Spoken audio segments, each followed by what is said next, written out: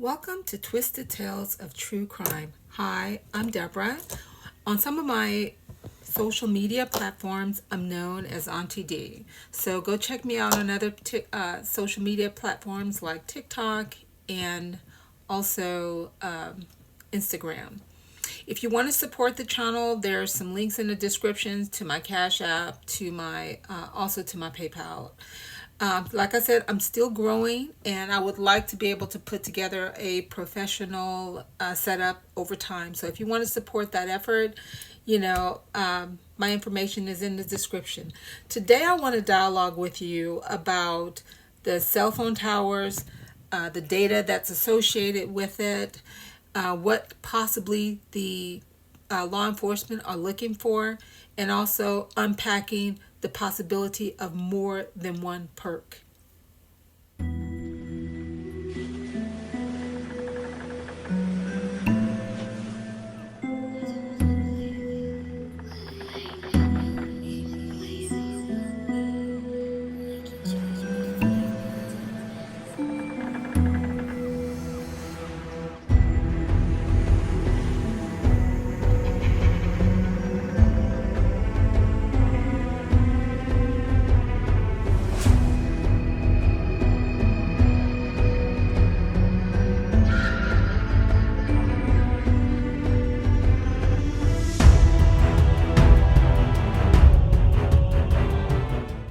Specify that, but with common sense, but I'm not a professional, so I want to specify that. But they said the entry point was the slider or the window. It was in the middle floor. So to me, he doesn't have to go upstairs. His entry and exit are available without having to go upstairs or downstairs. Looks like he probably may have not gone downstairs. We don't know that for sure, but he obviously went upstairs. So I'm using logic that he chose to go up there when he didn't have to. And I can kind of tell by my daughter's text messages. She did call 911. She wasn't saying anything along the lines of like she'd heard something or she was in fear. So I'm just putting the dots together. In this clip, it sounds like Kaylee's father said she called 911, and in her text messages, she communicated that to, I guess that was Jack DeCure, because that's the only person that they say she was trying to reach out to. Something in her text messages may have alluded to that, and this was so brief. He never really spoke of it again, and a lot of creators were wondering, did he say she tried to call 911? And there's no documented case that she tried to call 911. This becomes very, very critical piece of information and evidence in my eyes, because this tells me, as a person in technology, that the police department could have possibly been utilizing a Stingray.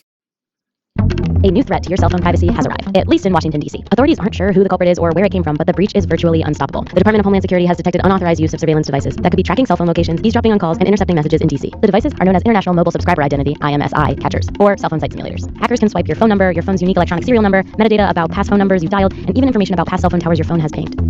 Normally, your phone pings the nearest cell phone tower to allow you to text, call, or use your data. When an IMSI catcher is on, it forces nearby phones to register with it rather than the nearest cell phone tower. The most powerful IMSI catcher, according to AP, can be deployed in low-flying aircraft. AP also reported that more sophisticated versions can eavesdrop on calls by forcing phones to step down to an older, unencrypted 2G wireless technology, and some attempt to plant malware. These devices can range in size and price. IMSI catchers are often the size of a briefcase, but they can be made as small as a cell phone, and they can cost up to $200,000. These devices aren't anything new. They've been used by federal and local law enforcement for years. The ACLU has identified 73 agencies in 25 states and the District of Columbia that own Stingrays. Periscope, a tech company from Melbourne, Florida, has manufactured these surveillance devices for years. They sell them under the model names Kingfish, Amberjack, Hailstorm, and Stingray. These devices are designed so that neither the cell phone user nor providers can detect their use. And even the Department of Homeland Security admitted that it has not been able to pinpoint who or what has been activating these rogue surveillance devices in DC. There are a few symptoms that happen when someone is using a Stingray. Notice the last part, the last bullet, the possibility that 911 is not available.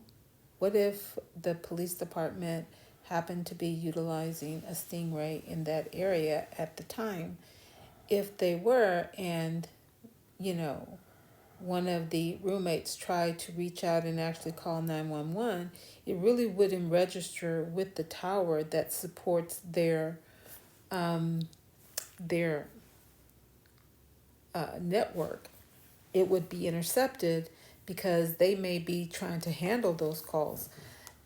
this could be very dangerous for people in the local area, even if the police department is using it in that way, because a person may need help, and the call is being intercepted by a fake cell phone Stingray, which is illegally gathering information, on from you, and causing your phone not to work as expected because they are surveilling without a warrant. Everything that I am talking about is allegedly, and it's not only the police department can use these stingrays, but as you see, these stingrays can be utilized by hackers, man in the middle. So what could throw off cell phone data also could be the possibility of Stingray technology being used in the area. This is very, very plausible for anyone in the United States, because this is one of those issues that is plaguing cybersecurity with the man in the middle. So a lot of this cell phone data is not always as reliable as you think. But if it were the police department that was using this technology, then they can use the information that they have in their Stingray to triangulate a location of people who could possibly be in the area. Again, this interferes with our, rights to illegal search, to not have illegal search and seizure, because they will be illegally seizing information, location, all of this information from your phone without being seeking out a warrant from the court.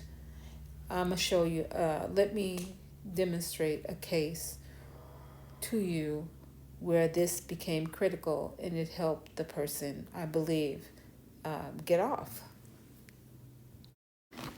I ran across this article today, and it's talking about this case. And we're not going to go over the case, but one of the things I want to bring out about this particular case was this hacker.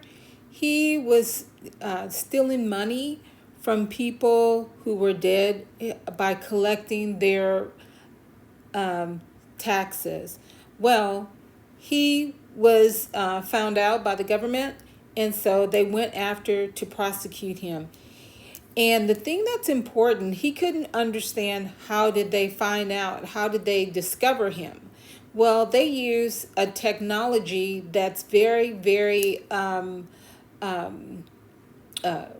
controversial. It's called a Stingray. And basically, a Stingray is been purchased by many of the police departments around the country. And it's a way of getting and gathering information from your cell phones, from your devices that use wireless, that connect to a tower, basically your phone, without a search warrant. So this Stingray pretends it's a tower and tells your phone, when it pings out to find a tower, that it has the strongest signal. And so because it has the strongest signal, your phone will connect to this fake tower, a Stingray device that works like a tower. Now, what makes this very concerning is that it's collecting information on you, where your expectations is that you are connecting to a trusted network, which is your cell phone tower from your provider, or people or companies who share responsibility for routing your calls. That's the reason why these Stingrays are so dangerous when it comes to our freedoms for search and seizure. So this particular person, I'm gonna go to the part where because he couldn't figure it out. He began to do a little bit of research, and the part of the article that was really intriguing was this part right here. It says Rigman eventually pieced together the story of his capture. And remember how in the defense says, I don't understand how you got to my client. How did you find how because in all of the minutia, Ann Taylor couldn't find how they got to her client. I read that PC affidavit over and over and over again, and I'm not sure. Over a year into this case and everything I've read, and I've spoken with our team, we're not sure how the state decides on Bryankohberger. I know different pieces, but the picture that I'm concerned about is the state's pathway of how Bryankohberger comes to their attention and is identified. I read that PC affidavit over and over and over again, and I'm not sure. Over a year into this case and everything I've read, and prosecutor's hands to get to us. I have to read every one of those 9,000 tips. There are things that matter to us in our innocence phase that have come up and been done, and I have to read them and appreciate them and react to them and see what's there. That's the duty I owe to Bryan. That's his right for effective assistance of counsel to have me do those things. Your Honor, summer of 2024, it's impossible for us to do it. Our team constantly meets, we constantly work. We are on this. This is our priority. Bryan's our priority, but we are not going to be ready in June 2024. Your Honor, I want to also talk about some of the other deadlines. One of the things in the state's motion for scheduling order had to do with the alibi defense. And as the court remembers, we had made some submissions and we needed more information before we could do anything more complete. We're still in that circumstance. But when the court vacated its scheduling order last fall, that was part of the scheduling order that was vacated. So the state asserts in its scheduling order that our time has expired, and that just can't be because the court didn't carve that out and say, I'm going to vacate everything but this. So we'll need a new date. But I'd ask the court to be really mindful of the other information we need. We need the CAST report. We need other information. If that CAST report that comes from the FBI has surveillance information from that Stingray, there was never a warrant for them to obtain that information. There is warrant information that they can get from an actual company, for, which would be AT&T, which they subpoenaed. But if they don't have records that they had a warrant to use that Stingray information, or they just make a note of some of this information came from a Stingray, that would indicate information that was private to Bryankohberger and used in this investigation, and that would be us being, him illegally being surveyed. So that is how important that CAST information is, to see if they utilize that technology and that information they gain from that technology with legal warrant. That would mean part of the information would be illegally gained, and the other one, which was from the warrant, would be the one that was legally gained, but the one from the Stingray was illegal. That could make a difference between throwing out even the CAST report too as well. So the Constitution matters, and what I believe is a possibility that the defense is trying to break down in the CAST report has to do with the possibility that there may have been the use of stingrays. Why this is important? This is important because in a past case called Rigman and versus, I forget what state it was, but I'm going to present an article that talks about it so you can kind of go look at the article.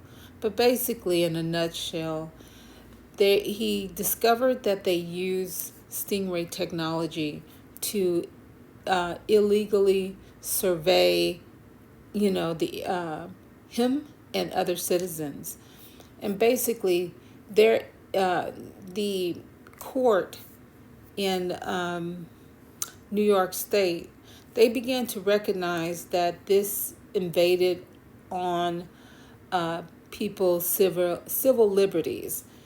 And so the police department had signed an NDA with the FBI saying that they wouldn't disclose this to anyone. They wouldn't disclose this to the police, to judges, to the anyone. So they signed an NDA, but later on, it got overturned in court, where they couldn't make a blanket statement and say that they could not disclose that this part of the information on the CAS report came from the Stingray surveillance.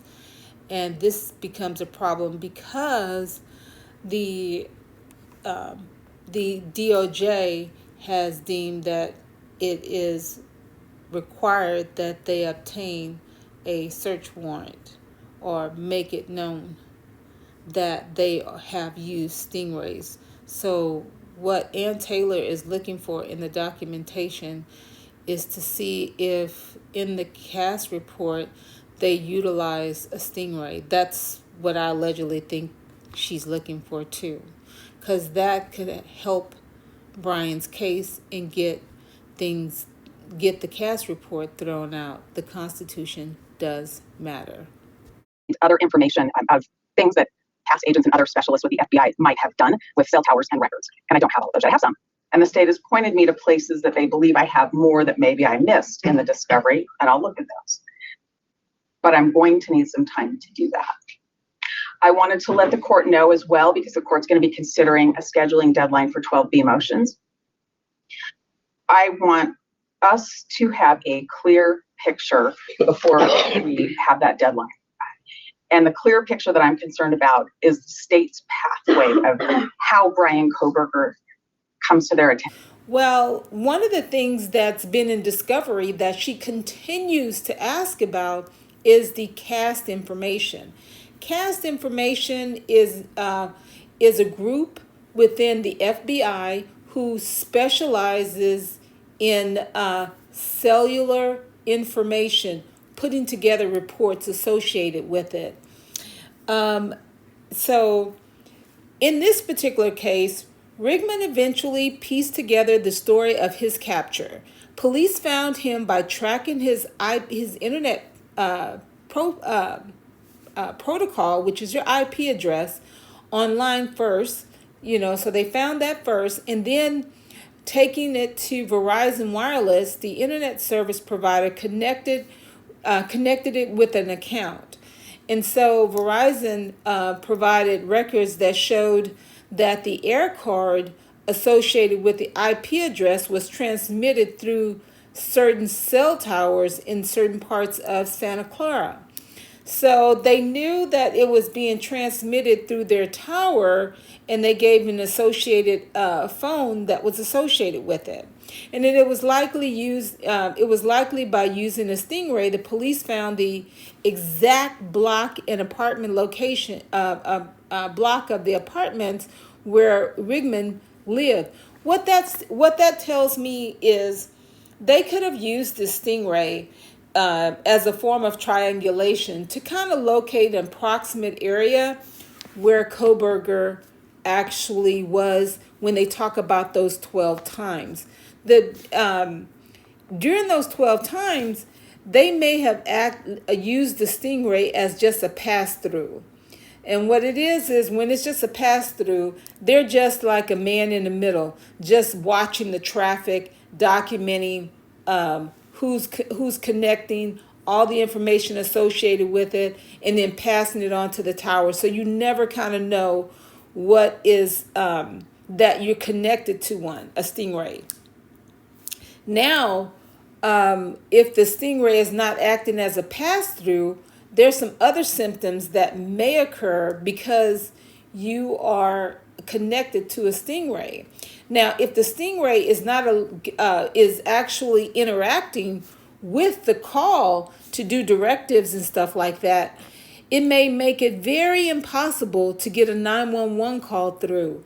I remember Steve speaking about that Kaylee, through her text messages, she may have did a 911 call, but it wasn't like she was communicating that something was happening downstairs. Take a listen. I can kind of tell by my daughter's text messages. She did call 911. She wasn't saying anything along the lines of like she'd heard something or she was in fear. So I'm just putting the dots together. Way of how Bryan-Kohberger comes to their attention and is identified. I've read that PC affidavit over and over and over again, and I'm not sure. Over a year into this case and everything I've read, and I've spoken with our team, we're not sure how the state decides on Bryan-Kohberger. I know different pieces, but I don't know where they fit together. And the more work I do, the less I know about how they fit together. And that is critical for us to assess 12B motions. So while the court's doing deadlines for discovery, I need the court to have something with the 12B keyed on when I have full discovery. I also think it would be appropriate for the court to allow windows to file additional motions based on later disclosed materials too. I think we'll just keep getting materials until the court sets a deadline for it. Was there the use of a Stingray in the area? What do you think? Do you think that if there was a Stingray in the area, could it have impacted a possible 911 call early that morning in the 3 or 4 o'clock hour? Is the cast information possibly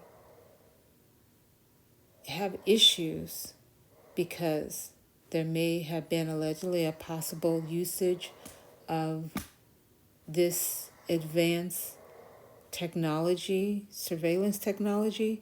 Don't get me wrong, a person can actually, the police department can actually use a Stingray, but they have to have what they call a PIN registered court order that allows them to utilize that technology. They have to have a reasonable explanation or an ongoing investigation. See, since they were in the area, surveilling and looking for students possibly doing underage alcohol drinking, maybe they got a PIN register for that, or maybe drug trafficking and stuff. So they have to have some legitimate reason why they were doing that, and it has to have court-ordered paperwork that demonstrates that. They just can't use that technology because that would impede the validity, the accuracy of, cell phone tower pings in that local area. So there's a lot at stake when it comes to this cast information.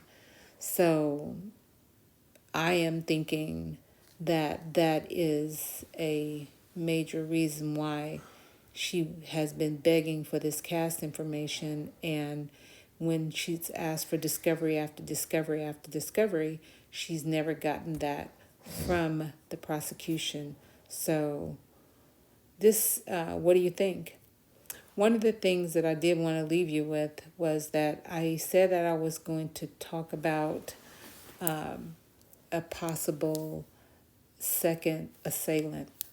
I do believe there's a second assailant, but I don't want this video to become so long. So I'm going to put out 3 different, a series of 3 new videos, and those videos are going to discuss, continuing on to talk about this cell phone information, because there is a lot to unpack here, and I don't want to make my video extremely long. So I wanted to thank you guys for listening to my dialogue, my blog. And like I said, I'm growing my channel, and I really want to be able to follow this series make this a series because I want to kind of unpack this. There's a lot to unpack, and with this particular information when it comes to the cast information, the warrants for TikTok and from Google. So, and with those IP addresses, I just wanted to kind of introduce you and talk to you about this Stingray technology and how that anchors into this case. So, I believe that a person is innocent until proven guilty. So I err on the side of innocence, but I am one who want to see that justice prevails, and I also want to see that the justice system is not cutting corners when it comes to our rights, and that's important to me. I've never believed that this case was a case where there's only been one suspect. I believe there's multiple different perks because when they said suspect vehicle 1, I believe that there had to be a 2 or a 3. So we're going to discuss that. I'm just got to figure out how I want to lay out that series. So stay tuned. Again, I'm very new at blogging. I want to thank you for listening to me, and I appreciate you. I appreciate your support.